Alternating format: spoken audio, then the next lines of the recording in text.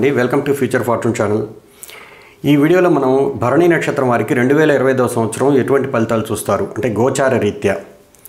జనరల్గా మనం ఫలితాలు చూసేటప్పుడు ఎప్పుడైనా కూడా గోచార ఫలితాలు ఇవి ఎట్లా మనం కన్సిడర్ చేయాలి అనేది ఇంతకుముందు కూడా వివరించున్నాను. అయినా ఈ వీడియోలో అంటే కొంచెం మీకు అర్థం అయ్యేదానికి చెప్తాను. జనరల్గా మనం ఏదైనా ఒక పని సాధించుకునే క్రమంలో అంటే మనం ఒక వ్యాపారం జరుగుతున్నప్పుడు లేదా ఏదైనా ఉద్యోగం చేస్తున్నప్పుడు ఒడిదుడుకులు కావచ్చు, వ్యాపారంలో లావాదేవీలతో ప్రాబ్లం కావచ్చు, అంటే భాగస్వామ్యాల వ్యాపారంలో ప్రాబ్లం కావచ్చు, ఇలాంటివన్నీ సార్ వ్యాపారం అయితే మనకి 10 సంవత్సరాల నుంచి పెట్టున్నానండి, ఏదో ఒకటి జరుగుతూ ఉంది, లాభమో నష్టమో జరిగిపోతుంది, ఇల్లు గడిచిపోతుందండి. కానీ లాస్ట్ 2 ఇయర్స్ నుంచి కొంచెం బాగా ప్రెజర్ ఎక్కువగా ఉంది సార్. అనవసరంగా చిన్న చిన్న ఖర్చులు వచ్చి పడ్డాయి. ఇంట్లో వాళ్ళు పెద్దవాళ్ళు కొంచెం వాళ్ళకి ఆరోగ్యం బాగాలేకపోవడం, భార్య సడన్గా అనారోగ్యం గురవడం, దీనివల్ల మేము సేవింగ్స్ కొంత చేర్చిపెట్టలేనందువల్ల అప్పు చేయాల్సి రావడం, సో దాన్ని పూడ్చే క్రమంలో ఇంకొంచెం అప్పులు చేయడం, ఇలా ఒకరి మీద ఒకటి నెమ్మదిగా 1 or 2 ఇయర్స్ నుంచి ఎక్కువగా ప్రెజర్ అవుతున్నప్పుడు మనిషి బాగా ఫీల్ అవుతాడు. ఈవెన్ వాళ్ళ వ్యాపారం బాగా జరుగుతున్నప్పటికీ.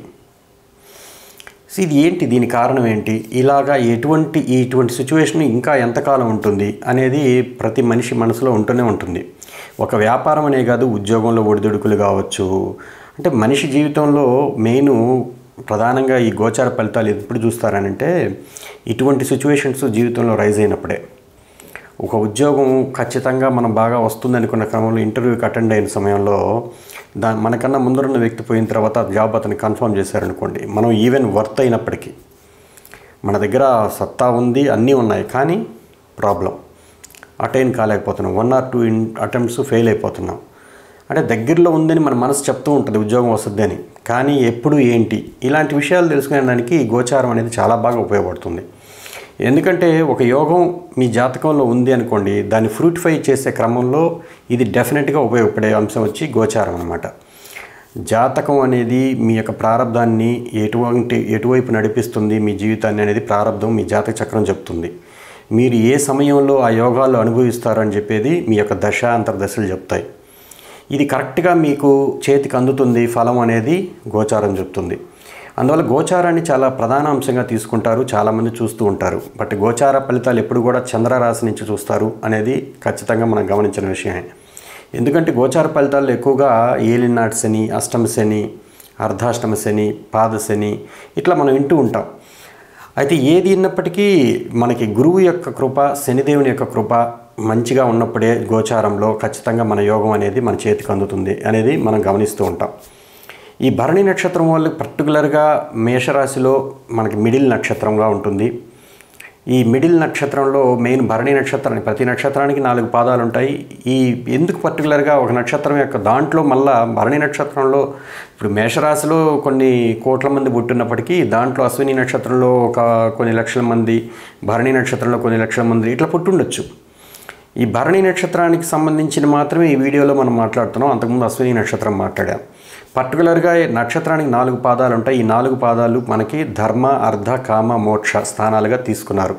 అంటే ఈ పాదాలు పర్టికులర్గా వీళ్ళ యొక్క ఎనర్జీ లెవెల్స్. నక్షత్రం అంటే ఏంటి, ఒక ఎనర్జీ యొక్క స్టోర్ హౌస్ అనమాట. ఈ నక్షత్రంకు ఉన్న ఎనర్జీని గ్రహాలు స్వీకరించి మనకి ఫలితాలు ఇస్తుంటాయి.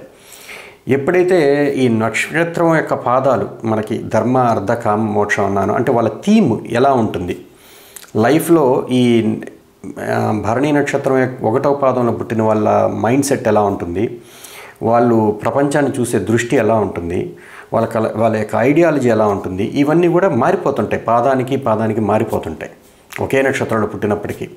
అఫ్కోర్స్ కామన్ ఫ్యాక్టర్ ఒకటైతే ఉంటుంది. భరణి నక్షత్రానికి అధిపతి ఎవరు, శుక్రుడు. దీనికి మామూలుగా ఏదైనా నక్షత్రానికి మనకి అధిదేవుని తీసుకుంటారు. ఎవరిని తీసుకున్నారు, యమధర్మరాజుని తీసుకున్నారు. సో వీళ్ళకి టైంకి, పంక్చువాలిటీకి చాలా ఇంపార్టెన్స్ ఇస్తారు. జనరల్గా శుక్రుడు యొక్క నక్షత్రం అనేది, శుక్రుడు మన జాతక చక్రంలో 2వ భావానికి, కాలపురుషుడి చక్రంలో 2వ భావానికి, 7వ భావానికి ప్రాతినిధ్యం వహిస్తాడు.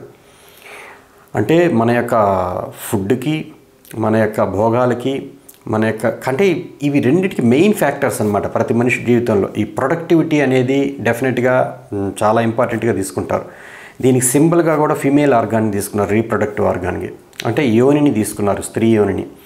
దీన్ని మామూలుగా ట్రాన్స్ఫర్మేషన్ ప్లేస్ అంటారు. ఒక వ్యక్తి ఆస్ట్రల్ ప్లేన్ నుంచి, అంటే వ్యక్తి ఆత్మపరంగా ఉన్నప్పుడు మనిషి శరీర రూపం దాల్చడానికి ఖచ్చితంగా మార్గం అనేది ఈ యోని ద్వారానే జరుగుతుంది. దానివల్లే దీన్ని చాలా సర్టన్ ఇంపార్టెన్స్ ఇచ్చారు. అంటే ఒక జీవం అనేది ఖచ్చితంగా వేరే పద్ధతిలోకి మారడానికి ఇది ఉపయోగపడుతుంది. కాబట్టి దీన్ని మనం ఏ విధంగా అర్థం చేసుకోవాలి? వీళ్ళ జీవితంలో ట్రాన్స్ఫర్మేషన్స్ ఎక్కువగా ఉంటాయి. డెఫినెట్గా వీళ్ళు ఒక కైండ్ ఆఫ్ పొజిషన్, ఇతను ఈ పొజిషన్ నుంచి ఈ పొజిషన్కి వెళ్ళాడు అనేది మనం నమ్మలేకపోతున్నాము. మామూలు సాధారణ ఉద్యోగి కానీ మంచి పొజిషన్కి చేరుకున్నాడు, అసలు ఎలాగా ఇది సాధ్యమైంది? ఇట్లాంటి ఒక బాగా బతికిన వ్యక్తే కానీ ఇట్లా అయిపోయాడు. ఈ ట్రాన్స్ఫర్మేషన్స్, బాగా డబ్బు సంపాదించి బాగా ఎంజాయ్ చేసి సడన్గా యోగిలాగా మారిపోయాడు. ఈ టైప్ ఆఫ్ ట్రాన్స్ఫర్మేషన్స్ అన్నీ కూడా ఈ భరణి నక్షత్రం యొక్క ఎనర్జీలో ఉంటాయి. వీళ్ళకి స్వతహాగా ఏంటంటే, అంటే వీళ్ళకి ఈ పర్టికులర్గా మైండ్ సెట్ ఎలా ఉంటుంది ఏంటి అనేది ఫస్ట్ పాదం వాళ్ళకి, రెండో పాదం వాళ్ళకి, మూడో పాదం వాళ్ళకి, నాలుగో పాదం వాళ్ళకి ఎలా చూడాలి? భరణి నక్షత్రం యొక్క ప్రథమ పాదం సింహ నవాంశను పొందుతుంది. నవాంశ చక్రంలో ఈ చంద్రుడు మీకు సింహరాశిలో పడతాడు. మీకు జాతక చక్రంలో మేషరాశిలో ఉన్నప్పటికీ చంద్రుడు నవాంశ చక్రంలో మీకు సింహరాశిలో పడతారు. కాబట్టి మేషరాశి వారికి ఏంటంటే జీవితంలో, అంటే ఈ యొక్క భరణి నక్షత్రం ఒకటో పాదం వాళ్ళకి ఇది ధర్మార్థ అర్ధ కామ మోక్షాల్లో ధర్మపాదానికి సంబంధించింది. కాబట్టి క్రియేటివిటీ ఎనర్జీ, వాళ్ళకి మంచి ఐడియాలజీ ఉంటుంది. ఏదైనా ఒక పెద్ద సంస్థ నడపాలని ఒక తపన ఉంటుంది. సో దాన్ని సొసైటీకి ఏదో ఒక రూపంలో, అంటే ఒక హాస్పిటల్ పెట్టి కావచ్చు, లేదు రిలాక్సేషన్ సెంటర్స్ పెట్టి కావచ్చు, వాళ్ళ ఐడియాలజీ అంతా కూడా డిఫరెంట్గా మనుషుల యొక్క రిసోర్స్ఫుల్స్, అంటే ఏదో ఒక రూపంలో, అంటే మనకి కాలపురుష చక్రంలో రెండవ భావం అంటే ఏంటి? మనకి ఫుడ్డే కదా. అంటే మన యొక్క రిసోర్స్ఫుల్, అంటే మనల్ని ఏదో ఒక రూపంలో రిజువినేట్ చేసే ఫుడ్ని తినడం కానీ, సో ఇలాంటివన్నీ రెండో భావానికి సంబంధించినవే. సో అట్లా ఒక మనిషి జీవితానికి ఏదో ఒక రూపంలో ఒక రిసోర్స్ఫుల్నెస్ అనేది ఇవ్వడానికి ఒకటో పాదం వాళ్ళు ట్రై చేస్తారు. వాళ్ళు అవ్వడమే కాకుండా వాళ్ళు వేరే వాళ్ళకి కూడా ఇవ్వడానికి ట్రై చేసే పరిస్థితి అనమాట. సో ఇటువంటి ఒక ఐడియాలజీని కలిగి ఉంటారు. వాళ్ళ ఐడియాస్, వాళ్ళ గ్రేట్ కమాండింగ్ ఎబిలిటీసు, అడ్మినిస్ట్రేటివ్ స్కిల్స్ బాగుంటాయి. ఎందుకంటే ఆ సింహనవాంశకి అధిపతి ఎవరు? రవి. ఎక్కువగా సెల్ఫ్ సెంటర్డ్గా, అంటే వాళ్ళ యొక్క ఆత్మ ఉన్నతికి దోహదపడే అంశాలు ఎక్కువగా జీవితంలో చూస్తుంటారు. వాళ్ళు బాగుపడేది వేరే వాళ్ళకి వెలుగునిస్తుంటారు. రవి చేసే పని ఏంటి? తను బర్న్ అవుతూ వేరే వాళ్ళకి వెలుగునిస్తుంటాడు. సో అట్లా మనం డిసైడ్ చేయాల్సి ఉంటుంది. సో రెండో పాదం వాళ్ళకి కన్య నవాంశ. మీకు మొదటి పాదం వాళ్ళకి ఏంటంటే మీ యొక్క జన్మరాశి నుంచి ఆయన కోణ స్థితిలో పడతాడు నవాంశలో. అందువల్ల ఒకటో పాదం వాళ్ళు ఒక రకంగా ఈ దశలు వచ్చినప్పుడు కొంచెం అదృష్టవంతులే. ఎప్పుడైతే నవాంశలో కోణస్థితిలో కానీ జన్మరాశిలో ఉన్న గ్రహం నుంచి కోణస్థితిలో పడ్డ గ్రహాల దశలు అంతర్దశలు జరిగేటప్పుడు శుభమే జరుగుతాయి జనరల్గా. అంటే వీళ్ళ జీవితం మొత్తం కూడా డెఫినెట్గా ఏదో ఒక రూపంలో శుభం జరిగే అవకాశాలు ఉంటాయి. అయితే దశాంతర్దశలను పెట్టుకొని చూడాలి, యోగాల్ని చూడాలి. బట్ ఇది వీళ్ళు పర్టికులర్గా అదృష్టవంతులని చెప్పేదానికి ఇది ఒక మార్గం. రెండవ పాదం వాళ్ళకి మాత్రం జీవితంలో ఫస్ట్, అంటే ఆయన రాశి నుంచి ఈయన కన్య నవాంశ పొందుతాడు. కన్య నవాంశకి అధిపతి ఎవరు? బుధుడు. వీళ్ళ యొక్క తెలివితేటలు, వీళ్ళ యొక్క అంటే కమ్యూనికేషన్ స్కిల్స్ ఏవైనా కానీ దీనికి బుధుడే కదా అధిపతి కన్య నవాంశకి. సో జీవితంలో వీళ్ళకి ఉన్న తెలివితేటలు కావచ్చు, వీళ్ళ నక్షత్రం కొన్న ఎనర్జీని కావచ్చు, వీళ్ళు అక్యుములేట్ చేయడానికి, బాగా రిసోర్స్ఫుల్ పర్సన్స్ అయ్యేదానికి, అంటే బాగా వాళ్ళ యొక్క తెలివితేటలను ఉపయోగించి మన డబ్బు సంపాదించే విషయంలో వీళ్ళు నేర్పరులు అవుతారు. డెఫినెట్గా దీనికి బుధుడు కొన్న క్వాలిటీ వ్యాపారం కాబట్టి వ్యాపారవేత్తలు కూడా అవే అవకాశాలు ఎక్కువగా ఉంటాయి. కమ్యూనికేషన్ సెక్టార్స్లో బాగా రాణించే అవకాశాలు ఉంటాయి. బేసిక్గా ఈ రాశి నుంచి, మీ జన్మరాశి నుంచి ఇది 6వ రాశిలో పడింది కాబట్టి జీవితంలో ఒడిదుడుకులు అనేవి 100% చూస్తారు. ప్రారంధ కర్మానుసారంగా ఏదో జరుగుతోందిరా మన జీవితంలో అనే ఫీలింగ్ మీకు తెప్పిస్తాడు రెండో పాదంలో ఉండే వాళ్ళకి. కానీ మీరు దాంట్లో ఒకవేళ గురువు కలిసి ఉన్న దానితో, గురువు దృష్టి పడినా మీరు ఆ యొక్క పరిస్థితుల్ని దాటవేయగలిగే పరిస్థితి, సామర్థ్యం మీకు ఉంటాయి. మూడవ నవాంశ అంటే మీకు మూడవ పాదం అనేది మీ యొక్క తుల నవాంశలో పడుతుంది. ఇది ఒక రకంగా పుష్కర నవాంశ అని అంటారు. పుష్కర నవాంశ అని అంటే మనకి ఖచ్చితంగా కాలగమనంలో మనకి ఆయా కారకత్వాలు మన జీవితంలో పరిపుష్టిని పొందుతాయన్నమాట. అంటే మీకు ఒకవేళ చంద్రుడు మీకు మూడవ పాదంలో ఉన్నాడు అనుకోండి, భరణి నక్షత్రం మూడవ పాదంలో, ఇది తుల నవాంశ. ఇప్పుడు ఈవెన్ దీనికి ఒక మంచి ఎగ్జాంపుల్ ఏంటంటే శనిదేవుడు ఒకవేళ మీకు భరణి నక్షత్రం మూడవ పాదంలో ఉన్నాడు అనుకోండి, అంటే మీకు తుల నవాంశ పొందుతాడు. తుల అంటే ఏంది? శనిదేవునికి ఉచ్చస్థితి. అంటే అప్పుడు అర్థం చేసుకోండి, ఈవెన్ అక్కడ మనకి నీచంలో ఉన్న రాశిలో మూడో పాదంలో ఉంటే అతను ఉచ్చస్థితిలో ఉన్న ఫలితాలు ఇస్తాడు. ఇది ఎగ్జాక్ట్గా అంత పవర్ఫుల్ అనమాట ఈ పుష్కర నవాంశ అనేది. అంటే వాళ్ళ యొక్క కెరియర్ పాయింట్ ఆఫ్ వ్యూలో వాళ్ళు ఖచ్చితంగా షైన్ అవుతారు సెకండ్ పార్ట్ ఆఫ్ లైఫ్. ఎందుకంటే నవాంశలో ఉన్న చంద్రుడు ఎప్పుడు కూడా యాక్టివేషన్ అనేది ఆఫ్టర్ 36 నుంచి మినిమం ఏజ్ అనమాట, యాజ్ పర్ ఎక్స్పీరియన్స్. నేను చెప్పేది రైట్ అవ్వాలని రూల్ లేదు, మీ యొక్క ఎక్స్పీరియన్స్ వేరుగా ఉండొచ్చు, కానీ నేను గమనించిన విషయాలు చెప్తున్నాను. సో 36 సంవత్సరం తర్వాత నుంచి ఈ ఫలితాలు ఎక్కువగా నవాంశ చంద్రుడి నుంచే చూడాలి అనేది నా చంద్రకళా నాడి సిద్ధాంతం చెప్తోంది. సో దానివల్ల ఏంటంటే మీరు ఎప్పుడైనా చూసేటప్పుడు ఫలితాలు 36 ఏజ్ అబవ్ ఉండేవాళ్ళు మాత్రం చంద్ర నవాంశ అనేది కూడా డెఫినెట్గా చూడాల్సిందే. సో ఈ భరణి నక్షత్రం వాళ్ళకి 4వ పాదం వచ్చి వృశ్చిక నవాంశ, దీనికి కుజుడు అధిపతి. ఈ 3వ పాదం వాళ్ళకి శుక్రుడే అధిపతి కాబట్టి, భరణి నక్షత్రానికి శుక్రుడు అధిపతి కాబట్టి వీళ్ళ యొక్క క్వాలిటీస్, శుక్రుడి యొక్క క్వాలిటీస్ ఎక్కువగా ఉంటాయన్నమాట లైఫ్లో. వీళ్ళకి ఒక కమ్యూనికేషన్ స్కిల్స్ కావచ్చు, భార్య వచ్చిన తర్వాత జీవితంలో ఎదుగుదల కావచ్చు, లేదు తర్వాత వీళ్ళు ఖచ్చితంగా అంటే ఏదైనా ఒక రంగంలో చూస్ చేసుకున్నప్పుడు దాంట్లో సక్సెస్ఫుల్గా బయటికి రావడం కావచ్చు, వీళ్ళకి 3వ పాదం వాళ్ళకి ఒక అదృష్టమే.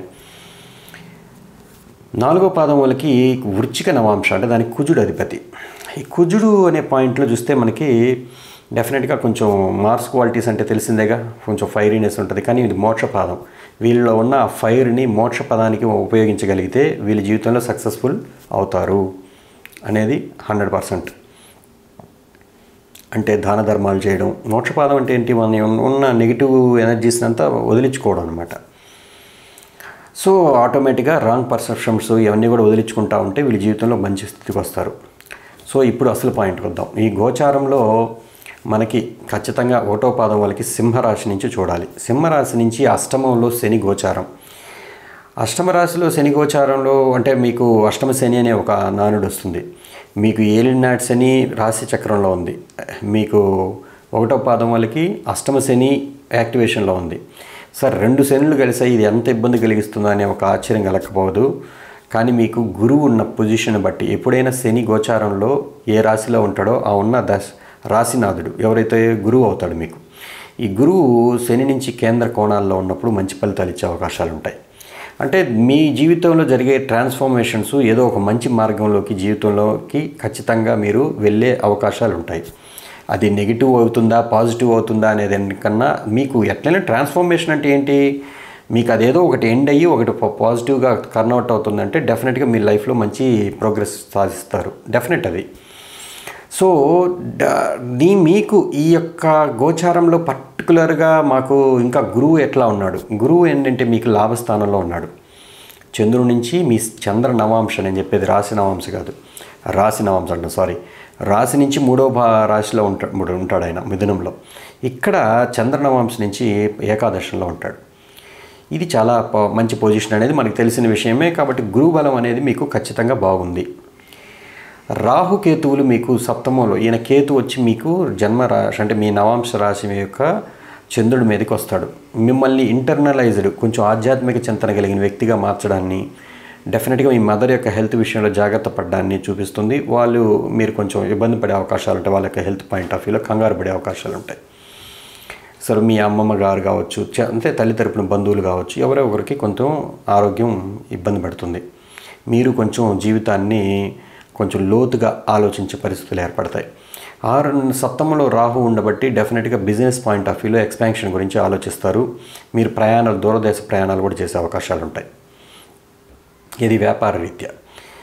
3వ పాదం వాళ్ళకి మీకు తులారాశి అని అంటే మీకు అక్కడి నుంచి 9వ ఇంట్లో గురువు ఉన్నట్టు, మీకు 6వ ఇంట్లో శని ఉన్నట్టు. ఇవి 2 మంచి ఫేవరబుల్ పొజిషన్సే యాక్చువల్గా గోచార రీత్యా.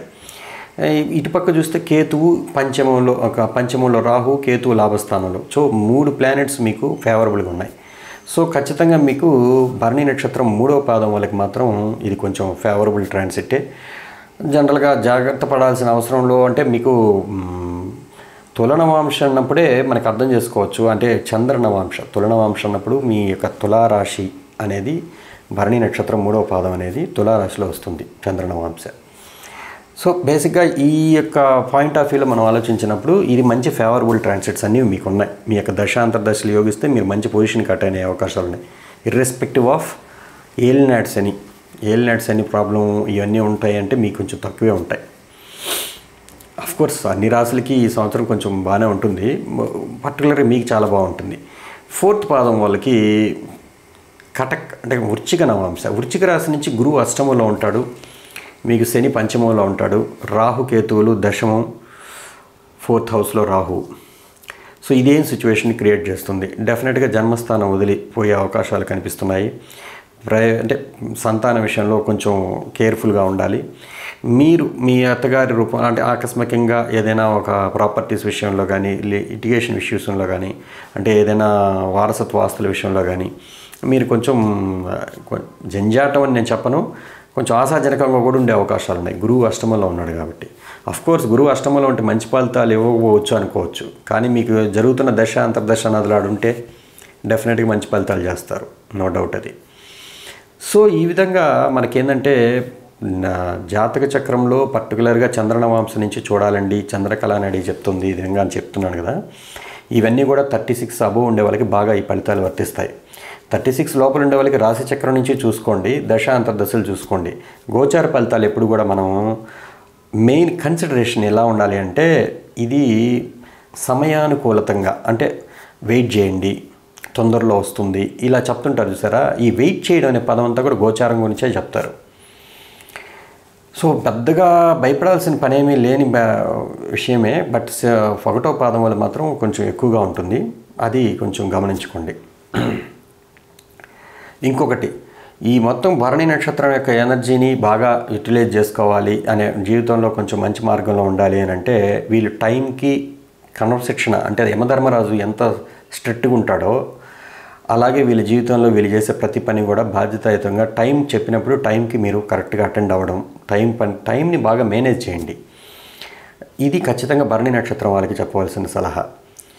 సో వీళ్ళకి జనరల్గానే వాటర్లో స్నానం చేయడం, కొంచెం దీనికి నక్షత్ర సింబల్గా కూడా ఏనుగుని తీసుకున్నారు. సో ఫెమినిన్ అంటే మామూలుగా సెక్సువల్ ఎనిమల్గా ఏనుగుని తీసుకున్నారు. ఇది మోస్ట్ సెక్సువల్ నక్షత్ర అని కూడా అంటారు. బట్ ఎందుకంటే దీని శుక్రుడే అధిపతి. సో ఏదైనా రీప్రొడక్టివ్ ఆర్గాన్స్లో ప్రాబ్లమ్స్ లేకపోతే ఏల్ నట్స్ జరిగేటప్పుడు కొంతమందికి జాతక చక్రంలో అష్టమం సప్తమం కానీ చెడు గ్రహాలు ఉంటే ఈ టైంలో మీకు డెఫినెట్గా రీప్రొడక్టివ్ ఆర్గాన్స్లో ప్రాబ్లమ్స్ వచ్చే అవకాశాలు ఉంటాయి. సో వాటర్ ఎక్కువగా తీసుకోండి, మంచి వాటరు. సో మీకు ఖచ్చితంగా అంటే ఏదైనా ఒక మూవీసు అంటే ఎంటర్టైన్మెంట్ ఇండస్ట్రీస్ వాళ్ళకి మాత్రం ఇది కొంచెం అంటే పర్టికులర్ 3వ పాదం వాళ్ళకి బాగుంటుంది డెఫినెట్గా. సో భరణి నక్షత్రం వాళ్ళు యొక్క మెయిన్ సోర్స్ ఆఫ్ ఇది ఏంటి అంటే మనకి రిలీఫ్ కలగడానికి ఏం చేయాలి జనరల్గా. మీకు ఆల్రెడీ మీకు రాహు అయితే లాభస్థానంలో ఉంటాడు రాశి చక్రంలో, కాబట్టి ఈ సంవత్సరం మీరు కొంచెం చూస్తారు ఇర్రెస్పెక్టివ్ ఆఫ్ సాటర్న్ అని కూడా. దశ అంతర్దశ అన్నది ఇంపార్టెంట్, చాలా ఇంపార్టెంట్ గోచార ఫలితాలను డిసైడ్ చేయడంలో.